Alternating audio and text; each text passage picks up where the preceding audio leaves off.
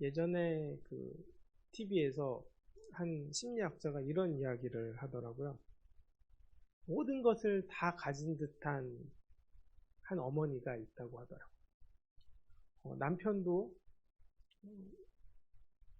남편과의 관계도 너무나 좋고, 그 다음에 아이들도 말도 잘 듣고 또 원하는 대로 잘 움직여 줬다고 그래요. 그래서 남편도 잘 따르고 아이들도 잘 따르고 또 경제적으로도 별 문제가 없다고 한 없는 한 여인이 있었는데, 그분이 행복하지가 않대요.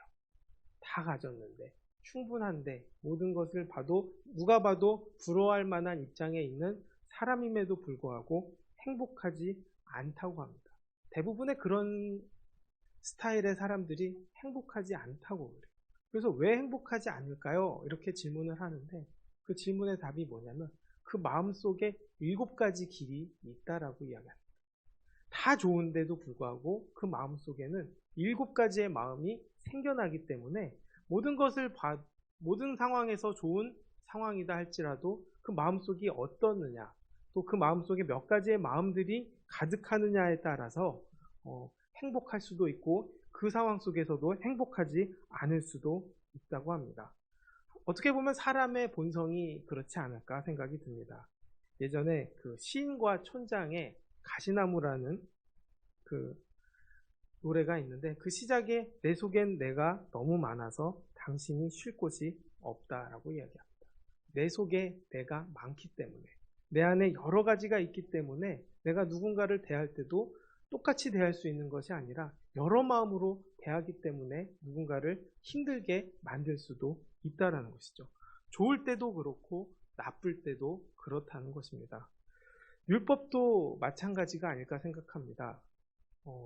마음속에는 한 가지 마음이 있지만 율법도 한 가지 마음으로 하나님 뜻대로 만들어졌지만, 사람이 어떻게 율법을 사용하느냐에 따라서 어떤 사람에게는 율법을 잘 지키는 하나님의 사람이 될 수도 있지만, 바리새인들처럼 율법을 사용하게 되면 그 율법을 가지고 하나님께서는 혼내는, 예수님을 통해서 혼내는 역사가 나타나듯이 그 율법도 어떻게 사용하느냐에 따라서 다르게 반응이 된다는 것이죠.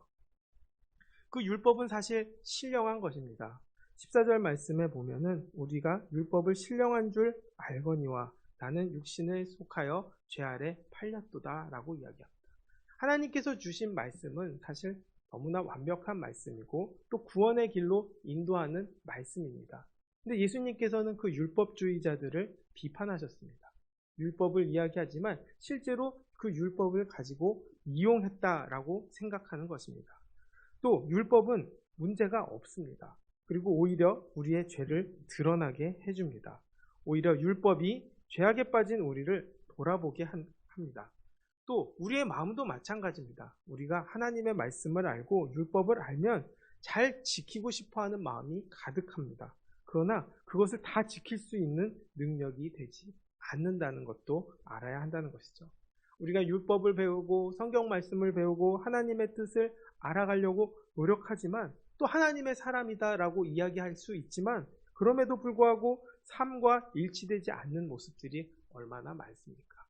우리가 사실 그런 마음들이 너무 많아요. 저 사람이 크리스찬인데 어떻게 저럴 수 있지? 또 제 자신도 그렇게 생각해요. 제가 목사임에도 불구하고 어떻게 이렇게 할 수 있지? 라는 생각, 이런 생각을 할 수 있지? 이런 행동을 할 수 있지? 이런 생각을 하게 된다는 것입니다. 그렇다면 이 말씀을 전한 사도 바울은 어떨까요? 사도 바울도 마찬가지라고 이야기하고 있습니다. 15절 말씀에 보면 내가 행하는 것을 내가 알지 못하노니 곧 내가 원하는 것은 행하지 아니하고 도리어 미워하는 것을 행함이라.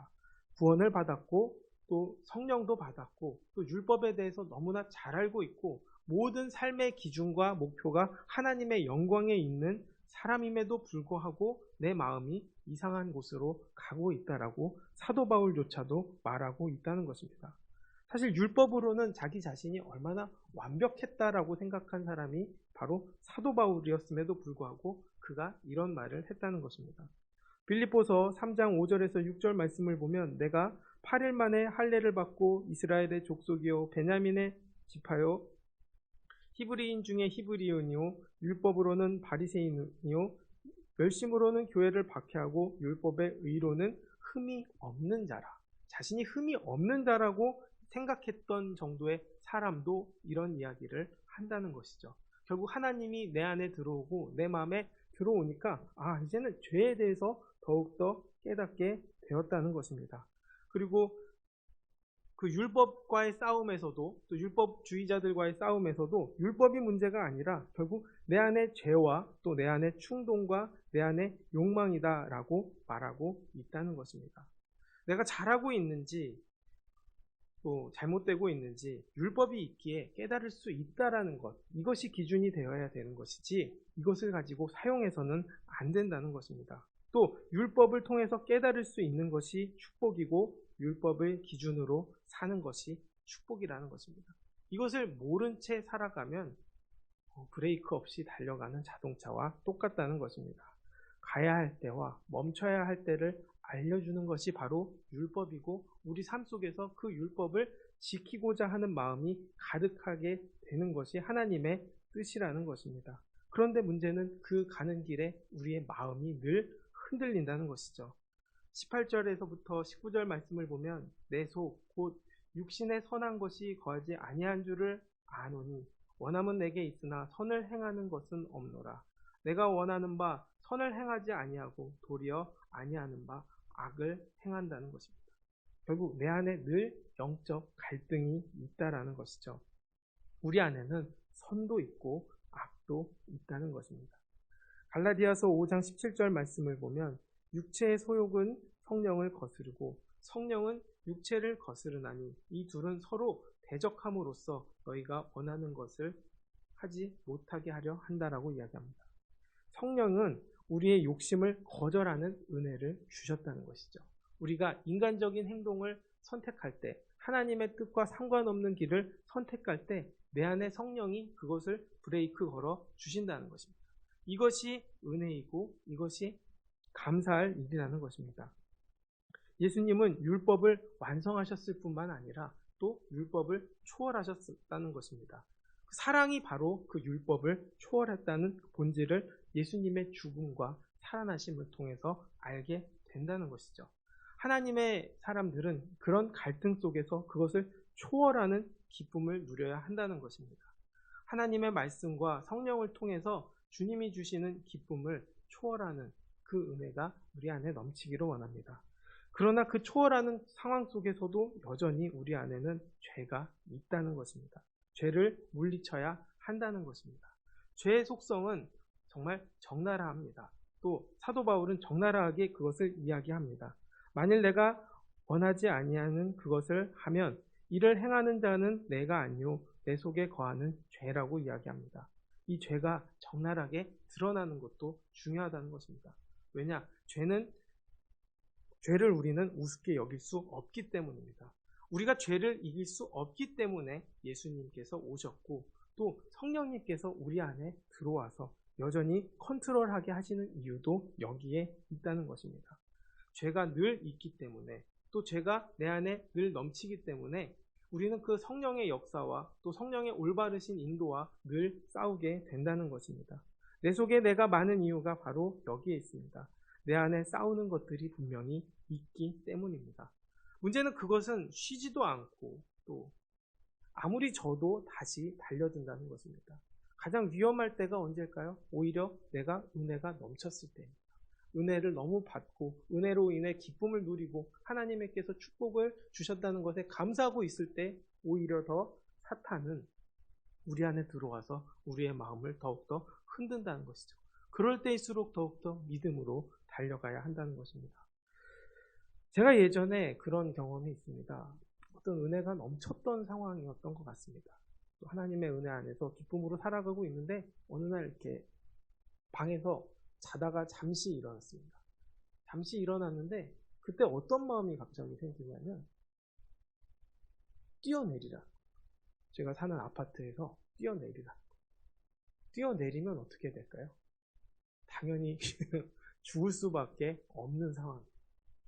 낮은 높이가 아니다 보니까 그냥 뭐 1, 2층이면 뛰어내려도 별 문제가 없지만 높은 높이에서 뛰어내리면 어떻게 될까요? 무언가 망가질 수밖에 없는데 제 마음속에서 계속 쉬지 않고 뛰어내리라고. 근데 그 뛰어내리지 않으면은 뭔가 더 힘들 것 같고, 더 아플 것 같고, 더 문제가 될 것 같다는 생각도 든다는 거예요.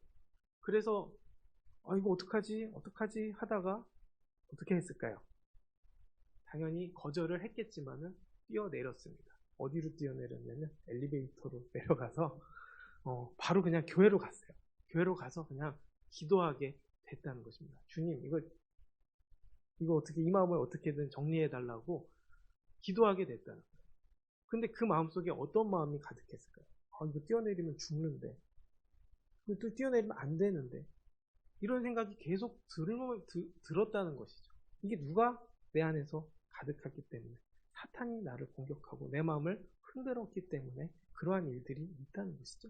이런 싸움은 늘 있다라는 것입니다. 왜냐? 내 속마음에는 하나님의 마음을 좋아하지만 또 죄의 법이 나를 사로잡기 때문입니다.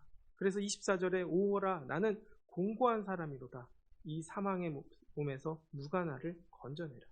바로 진짜 구원이 어디에 있느냐? 나를 내 자신이 구원시킬 수 없다는 것을 알고 하나님께 가야 한다는 것입니다. 진짜 구원은 사실 세례를 받고 또 하나님을 영접하고 또 교회를 열심히 다니고 또 오래 다니고 최선을 다하면서 살아가지만 그것이 다가 아니라는 것이죠. 또 내면의 갈등 때문에 전도도 못하고 선교도 못하는 상황들로 못하며 살아갈 수도 있다는 것입니다. 그렇다면 그것을 그리스도인이다라고 우리가 이야기할 수 있을까요? 사실 그렇게 이야기하기 쉽지 않다는 것이죠. 그러나 예수를 믿고 새 생명을 얻으면 늘 갈등이 있다는 것을 우리가 알아야 한다는 것입니다. 바울조차도 늘 죄의 법에 따라간다고 탄식을 했으니 우리는 얼마나 더 하겠습니까? 그만큼 성화는 힘들고 오랜 시간이 걸린다는 것입니다. 또 이 갈등은 단시간에 해결할 수 없다는 것입니다. 그러나 하나님께서는 우리를 조금씩 변화시키고 또 다듬어 가실 것을 믿으며 인내하면서 나아가면 된다는 것이죠. 우리 속에 새 생명이 심어졌기 때문에 갈등하는 것이고 또 더 단단한 믿음의 허리띠와 또 신발끈을 졸라매며 우리는 하나님의 나라를 향해 달려가야 한다는 것입니다. 결국 성령 충만한 말씀을 듣고 우리는 어떻게 살아야 할 것인가 늘 생각해야 된다는 것이죠. 그 답이 25절에 있습니다. 우리 주 예수 그리스도로 말미암아 하나님께 감사하노라. 그런즉 내 자신이 마음으로는 하나님의 법을 또 육신으로는 죄의 법을 섬기노라 라고 얘기하죠. 현실을 이기려면 성령의 도우심과 하나님의 편에 늘 서야 한다는 것입니다. 또 하나님이 그것을 알고 계시고 또 그것을 알지만 그것을 용서하시고 이해하신다는 것을 알고 감사하면 된다는 것입니다. 육신을 따라가지 않고 성령을 따라가는 그 길로 하나님께서 인도하심을 우리가 믿어야 합니다. 또 하나님께서 내 자신의 주인이라는 것을 늘 고백하고 살아야 한다는 것입니다. 하나님의 사람은 성령님이 그 안에 거하시기 때문에 죄에 대해서 더욱더 큰 아픔을 느낍니다. 또 사소한 죄에도 또 큰 갈등을 겪습니다. 그러나 이것은 거듭남의 증거이고 또 하나님이 내 편에 서 있다는 증거입니다. 하나님께서 우리를 의롭게 여기신 이유가 무엇일까요? 하나님은 이미 다 알고 계시고 또 그 과정 속에서도 함께 하시고 이겨나가는 그 은혜와 기쁨을 알고 계시기 때문입니다. 우리가 의로워서가 아니라 의롭게 되는 과정을 통해서 거듭날이라는 것을 알고 계시기 때문입니다. 오늘 하루도 우리는 그 하나님을 의지하고 또 그 하나님을 바라보며 살아감으로 인해서 내 안에 흔들리는 것들, 나를 흔드는 것들, 내 안에 죄악들이 드러날 때 그것을 이기고 승리하는 우리가 되기를 주님의 이름으로 축원하겠습니다. 기도하겠습니다. 하나님, 우리는 우리 마음대로 살아갈 수 없음을 압니다.